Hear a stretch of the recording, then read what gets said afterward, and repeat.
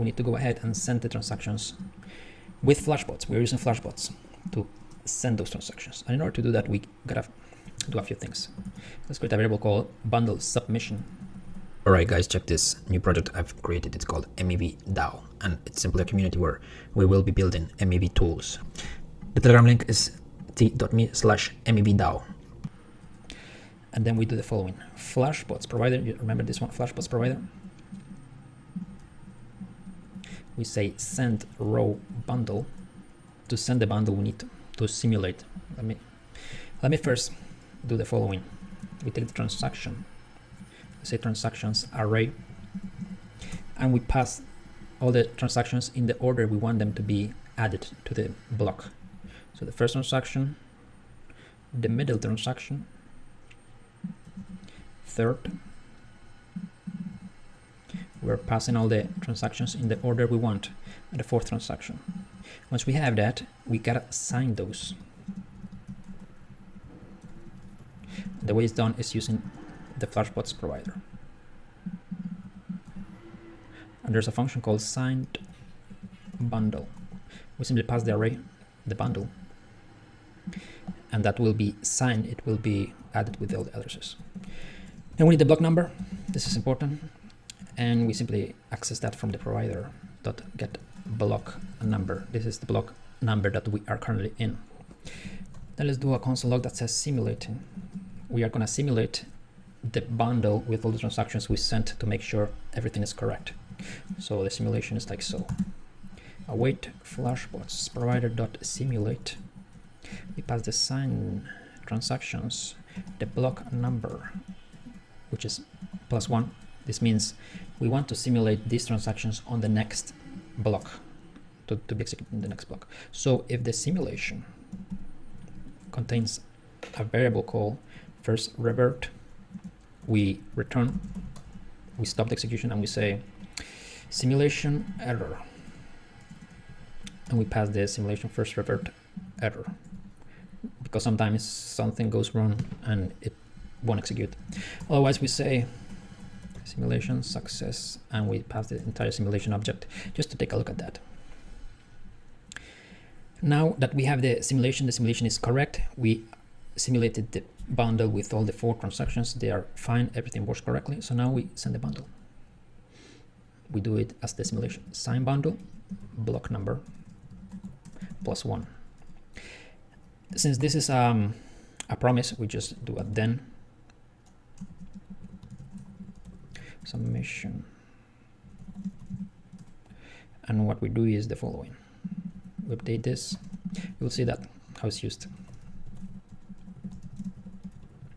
and we pass the bundle submission dot bundle hash. This is just the hash as the transaction, but in this case it's called bundle hash, and then we return bundle submission dot wait. This is another promise.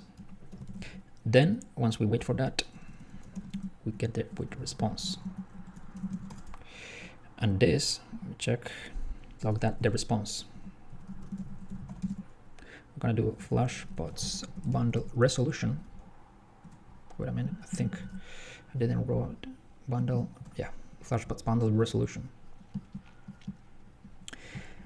Let me check, where am I? Okay, here, bundle resolution, and then we pass an array that says wait response. This is simply us logging the information that we received. So if the wait response is flashbots bundle resolution dot bundle included, we simply say, let's show a very nice message like that. 1, 2, 3, 4, 5. This is just to tell us that the bundle has been included.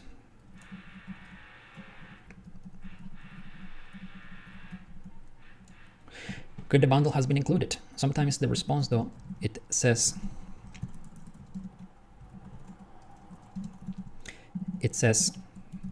account nonce too high. What this means is that the transaction has been confirmed already.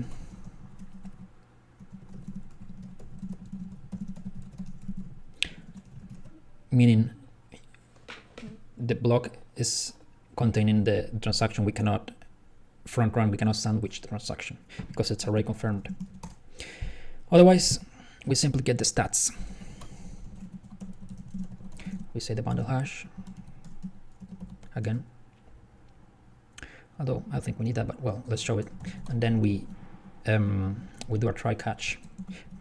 You know, if none of those responses are the ones that we got, we are simply going to do the following. We are going to get the stats like so. Console log bundle. We're going to log an object that says bundle stats. And it's like so, await flashbots provider.get bundle stats. We are simply logging the hash, the bundle that we received, and the block number +1. This is the stats from the bundle that we added. And then we pass the user stats. We want to know the user stats. For that, we simply go like so, get user stats. This is simply the user stats because every flashbot's searcher, in this case we are the searcher, has a few stats that are important. So that should be it. This should be the entire process. Let me go through this again. So we started by setting up the imports that we are going to use, the APIs and the bytecodes for us to use the contracts specified here. These are the variables that we are going to use. These are the variables that you modify. If you want to use mainnet, you will have to change all of these parameters. Remember that the private key is an address, and that address must have Ether.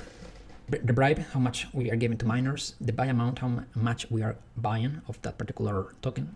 We set up the providers. The signing wallet, the Ethereum, the Uniswap MEV interface for decoding universal router transactions. The factory of Uniswap, ERC20 per Uniswap router itself. The chain ID, this will be something that should go here, by the way, in case you want to change it. And the flashbots provider. So now, once a transaction comes in, it is sent to process transaction. The first thing that we do is we check that the transaction is valid, and to do that we pass a few checks. We decode the transaction using the universal router decoder, and we return all the information that we want to use here. Then we get the reserves for that pair, and we sort them so that they are in the right place. Then we specify the maximum amount of gas we are given for the miners and for those transactions. Then we calculate how many tokens we will get after each swap. There are 3 swaps. The first one that we make for buying tokens. The second where the victim buys tokens at a lower price, at a worse price than us because we bought earlier.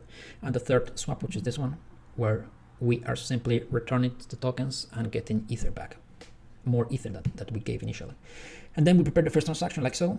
The meta transaction, this is the victim's transaction, and the third transaction, which is the approval for us to be able to swap the tokens, and the final transaction where we swap tokens back for Ether. We put that into an array, into a bundle. We sign the bundle. We simulate the bundle so that everything is correct. If not, we return. And finally, we submit the bundle and we check the results. We see if it has been included by miners, it's on the blockchain or not, or if there are a few errors. So let's go ahead, save this file and run it.